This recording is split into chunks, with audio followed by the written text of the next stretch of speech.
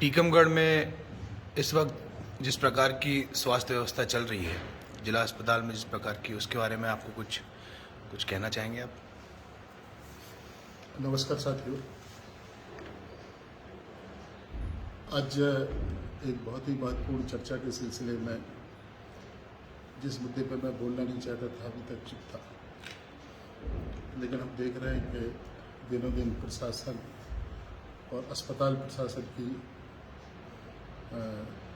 दादागिरी बढ़ती जा रही है और मरीजों को लाभ नहीं मिल पा रहा है। सबसे ज़्यादा व्यथित तो हमें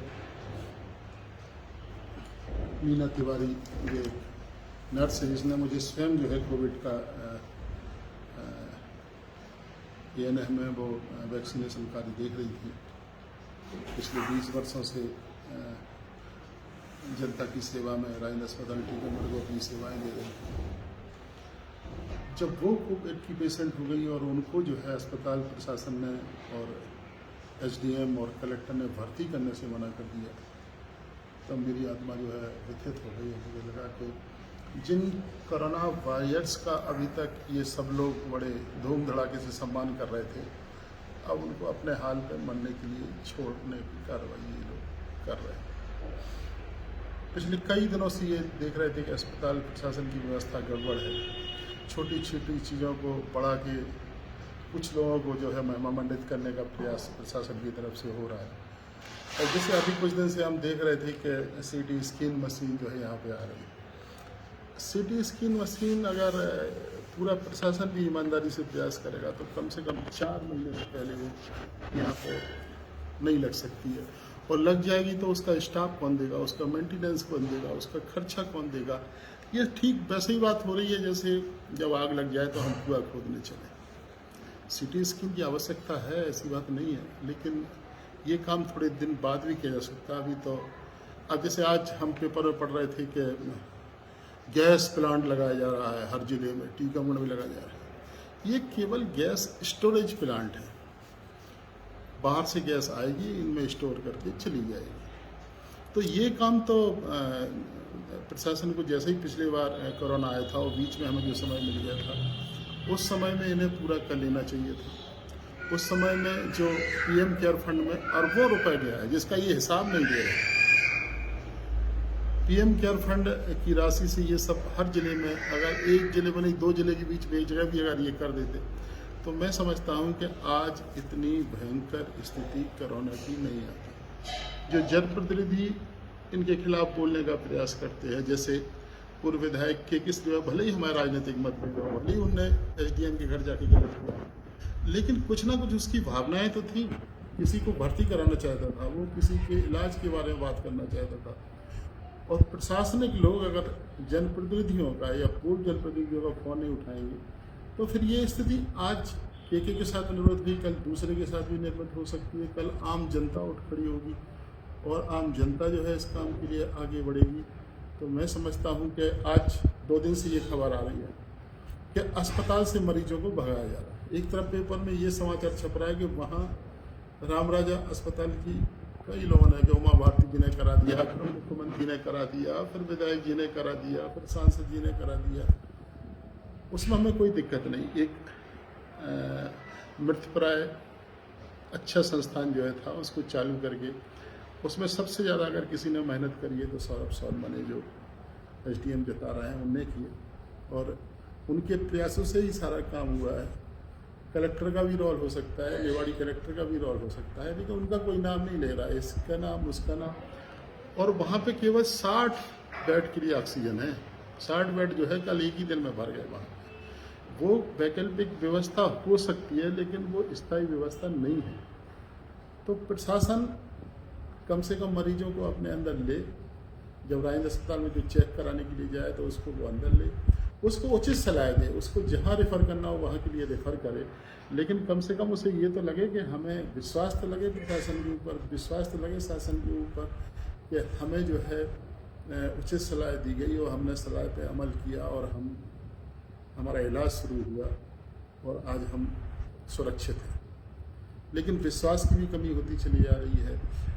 हम पिछले 2-3 दिन से 2 पत्र भेज चुके हैं कलेक्टर के नाम।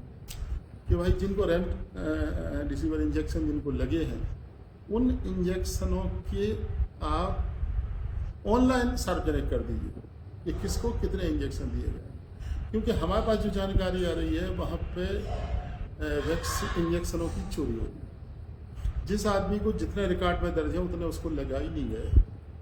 तो इसका कम से कम जो भ्रम की स्थिति है, ये भ्रम की स्थिति जो है क्लियर होनी चाहिए और लोगों को पता होना चाहिए कि किस व्यक्ति को कितने इंजेक्शन की आवश्यकता थी और कितने उन्हें लगाए गए और कितने उन्हें और लगाए जाने हैं। जो इंजेक्शन प्राप्त हुए हैं उनकी संख्या कम से कम सार्वजनिक होनी चाहिए कि हमें अभी तक इतने इंजेक्शन प्राप्त हुए और इन मरीजों को हमने इनकी व्यवस्था की है। इस भयंकर बीमारी के दौर में भी अगर राजनीतिक सिफारिशों से इंजेक्शन लगेंगे, राजनीतिक सिफारिशों से अगर भर्ती लोग होंगे, तो फिर जो है जन क्रांति के अलावा कोई दूसरा रास्ता नहीं रह जाएगा और जन क्रांति होगी। और जन क्रांति की जिम्मेवार वर्तमान की भारतीय जनता पार्टी की केंद्र की सरकार, मध्य प्रदेश की सरकार, शिवराज जी की सरकार और यहाँ का स्थानीय प्रशासन होगा। और मैं तो चाहता हूँ कि के श्रीवास्तव जैसी स्थिति अन्य किसी के साथ नहीं बने, उसके लिए इन्हें मरीजों के मामले में बहुत पानी। और फिर तीसरी बात यह है कि राजेंद्र अस्पताल में भर्ती करने का काम डॉक्टर करें, वहाँ सिविल सर्जन है, वहाँ CMHO है, वो सारे के सारे लोग वहाँ पे सिविल सर्जन है, ये व्यवस्थाएं सारी की सारी वो लोग देखें ना। अगर वहाँ पे कोई कानून व्यवस्था की स्थिति होती है, अगर वहाँ पे कोई ऐसी स्थिति होती है कि कोई भीड़ उपद्रव कर रही है, वहाँ पे हमले करने जैसी नौबत है, तो वहाँ पे प्रशासनिक अधिकारी हस्तक्षेप करें।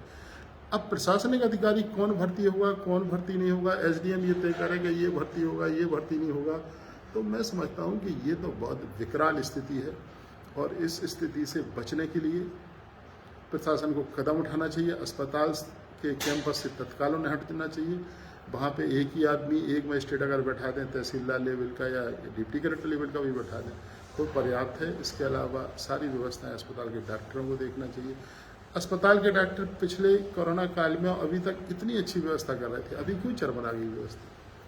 अभी इसलिए चरमरा गई कि हम सारी व्यवस्थाएं नहीं कर पा रहे हैं। तो पहली बात तो प्रशासन को ये बात स्पष्ट करना चाहिए कि ऑक्सीजन प्लांट नहीं लग रहा है, बल्कि ऑक्सीजन मतलब स्टोरेज प्लांट लग रहा है।